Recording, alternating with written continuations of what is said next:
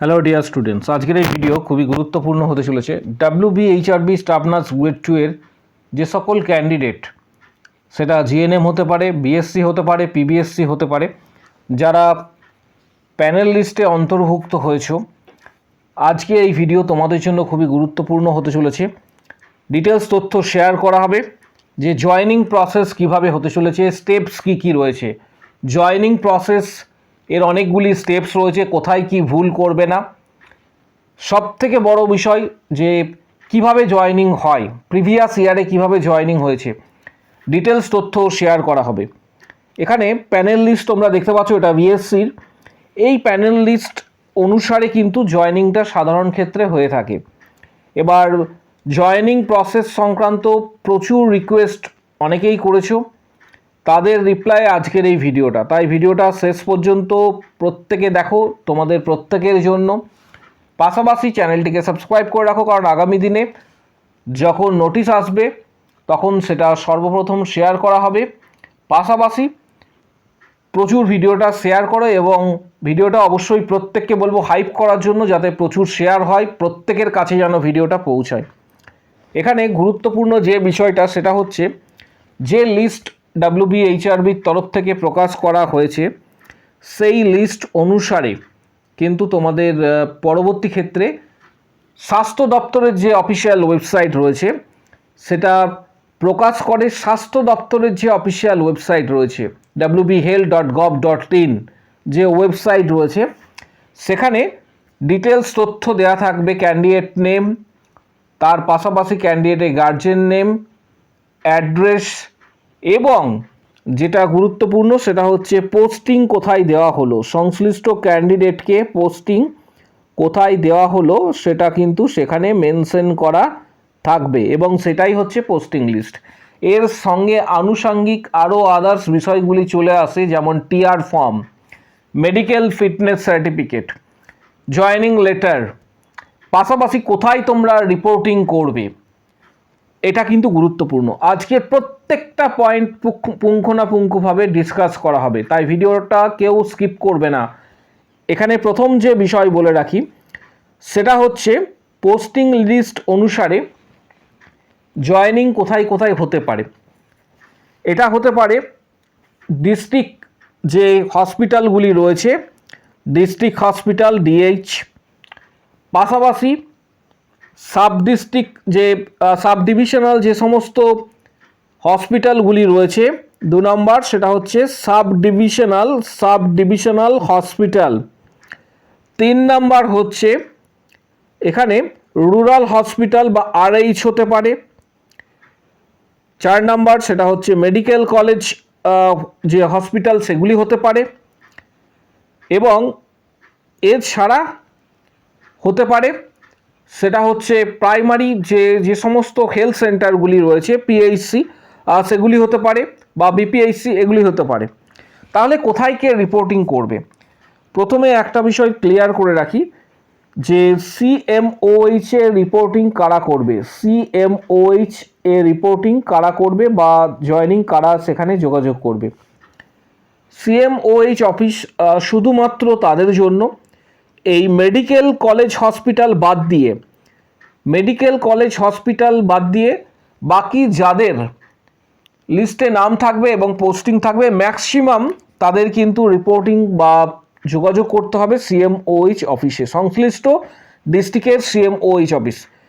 শুধুমাত্র MCH এর ক্ষেত্রে, মেডিকেল কলেজ হসপিটালের ক্ষেত্রে ধরে নেওয়া যেতে পারে যে বর্ধমান মেডিকেল কলেজ হসপিটাল, যে সমস্ত ক্যান্ডিডেটদের সেখানে পোস্টিং হবে তারা যোগাযোগ করবে সংশ্লিষ্ট মেডিকেল কলেজের MSVPর সাথে, MSVP যিনি স্যার রয়েছেন তার সাথে। কিন্তু আদার্স যেমন district hospital, sub divisional hospital, rural hospital, পাশাপাশি যে সমস্ত প্রাইমারি যে সেন্টারগুলি রয়েছে, প্রাইমারি হেলথ সেন্টার PHC এগুলি বা আদার্স যেগুলি রয়েছে, সেগুলি জয়েনিং সাধারণ ক্ষেত্রে সংশ্লিষ্ট ডিস্ট্রিক্টের CMOH অফিসে কিন্তু যোগাযোগ করতে বলা হবে। এবার প্রশ্ন হচ্ছে যে, ধরে নেওয়া যেতে পারে যে যেদিন পোস্টিং অর্ডার দেওয়া হলো যেদিন পোস্টিং অর্ডার দেওয়া হলো সাথে সাথে কবে জয়েনিং করব।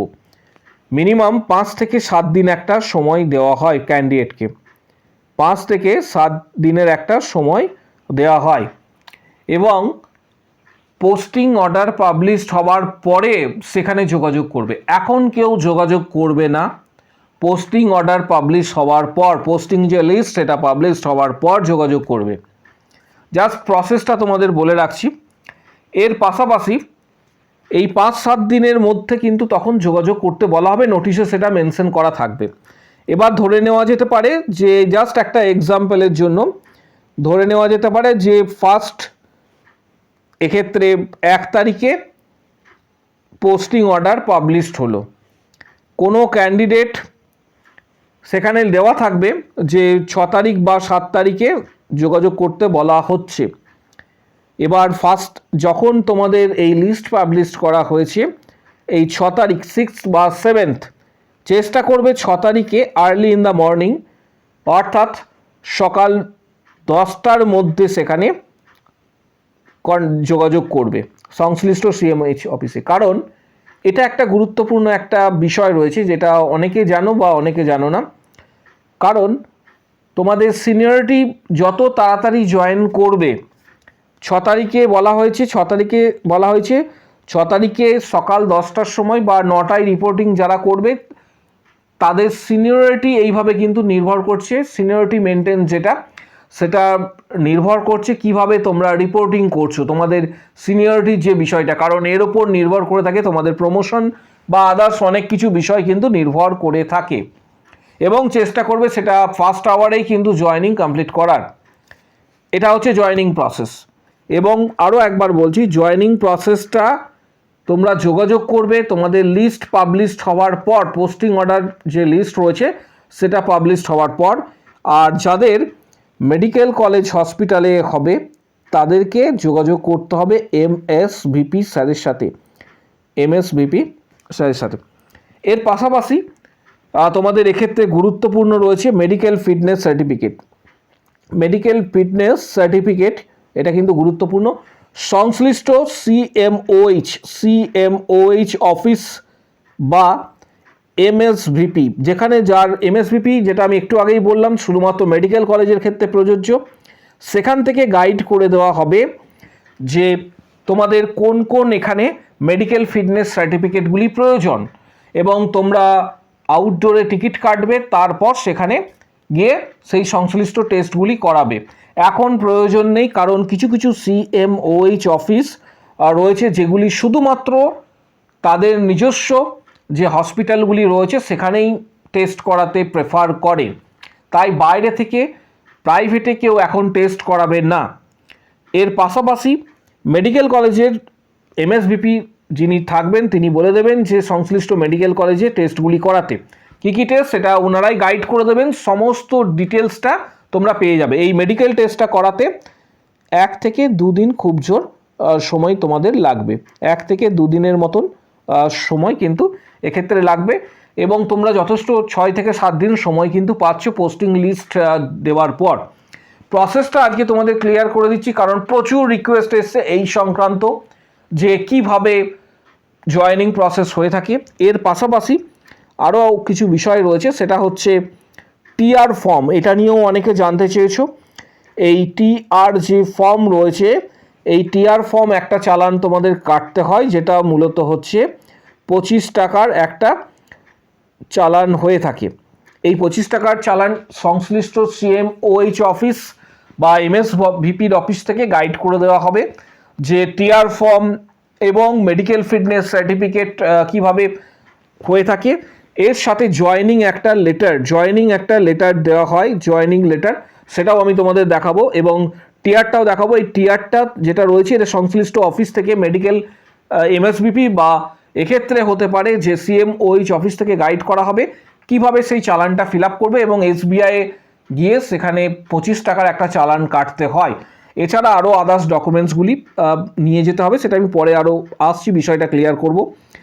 তোমাদের টিআর ফর্ম যেটা রয়েছে সেটা আমি একটু জাস্ট নমুনা দেখিয়ে দিচ্ছি টিআর ফর্ম কেমন হয়ে থাকে। এই মুহূর্তে তোমরা যেটা দেখতে পাচ্ছ এটা হচ্ছে জয়েনিং লেটার, একটা জাস্ট একটা নমুনা তোমাদের সাথে শেয়ার করছি। এটা হচ্ছে একটা জয়েনিং লেটার, এটা দেখতে পাচ্ছ, এটা ফিল আপ করতে হয়। এটা ছাড়াও তোমাদের টিআর ফর্ম আমি তোমাদের সাথে এটা শেয়ার করছি। প্রিভিয়াস যে সমস্ত ক্যান্ডিডেটরা জয়েন করেছে তাদের যে টিআর ফর্ম দেওয়া হয়েছিল সেটা তোমাদের সাথে আমি শেয়ার করছি। এটা ফিল আপ করে তোমাদের সংশ্লিষ্ট সিএমওইচে অফিসে সেখানে কিন্তু এই চালান কাটার পর সেটা জমা দিতে হয়। এটা ওনারাই গাইড করে দেবেন। এর পাশাপাশি জয়েনিং যে লেটার থাকে সেটাও তোমাদের উপযুক্তভাবে গাইডেন্স দেওয়া হবে, যে সংশ্লিষ্ট সিএমওইচ অফিস থেকে গাইডেন্স দেওয়া হবে। এছাড়া আরও কিছু ডকুমেন্টস প্রয়োজন হয়, যেমন অল সার্টিফিকেট, অল রেজাল্ট, এগুলি সমস্ত কিছু সেখান থেকে গাইড করা হবে এবং সেগুলি সমস্ত কিছু নিয়ে জয়েনিং করতে বলা হয়। জয়েনিং যতটা তাড়াতাড়ি করবে, অ্যাজ সুন অ্যাজ পসিবল, এটা পাবলিশড হওয়ার পর থেকে ডেট দেওয়া হয়, অ্যাটলিস্ট 6 to 7 days তোমরা কিন্তু সময় পাবে। 6 to 7 days তোমরা কিন্তু সময় পাবে জয়েনিং এর জন্য। তাই তাড়াহুড়ো করার কোনো প্রয়োজন নেই। এবং যে টেস্টগুলি বলা হবে, কারণ বিভিন্ন ক্ষেত্রে দেখা গিয়েছে যে কিছু কিছু টেস্ট ডিফারেন্ট হয়ে থাকে বিভিন্ন সিএমএইচ অফিসে, এবং কিছু কিছু ক্ষেত্রে ডিফারেন্ট গাইড করা হয়, সেটা সংশ্লিষ্ট সিএমওইচ অফিস থেকে কিন্তু গাইড করা হবে। এটা প্রত্যেকে ক্লিয়ার করে রাখো, কারণ এটা প্রত্যেকের একটা ধারণা ছিল। অনেকেই জানতে চেয়েছিলে যে জয়েনিং প্রসেসটা, অল ডিটেলস আজকে তোমাদের সাথে শেয়ার করলাম, কারণ আগামী দিনে আরও ডিটেলস তথ্য থাকবে, যে মেডিকেল ফিটনেস সার্টিফিকেট এবং টিআর ফর্ম কীভাবে ফিল আপ করবে, এই সংক্রান্ত আপডেটস তোমরা পাবে। তাই চ্যানেলটিকে এক্ষুনি সাবস্ক্রাইব করে রাখো, পাশে থাকা বেল নোটিফিকেশান অল করো এবং প্রচুর হাইপ দেবে এই ভিডিওটা। প্রত্যেককে বলবো হাইপ করার জন্য, যাতে প্রত্যেকের কাছে এই ভিডিওটা পৌঁছায়। সেটা জিএনএম ক্যান্ডিডেট হতে পারে, বিএসসি হতে পারে, বা পোস্ট বেসিক বিএসসি হতে পারে। তোমাদের যদি কোনো আদার্স কোনো কোয়ারি থেকে থাকে কমেন্ট বক্স সেকশনে অবশ্যই জানাও। এর পাশাপাশি প্রত্যেককে বলবো আমাদের চ্যানেলটি সাবস্ক্রাইব করে রাখো, কারণ আগামী দিনে প্রচুর ইনফরমেশন এই রিগার্ডিং আসতে চলেছে প্রত্যেকের জন্য। তাই প্রত্যেকে বলবো চ্যানেলটি সাবস্ক্রাইব করো।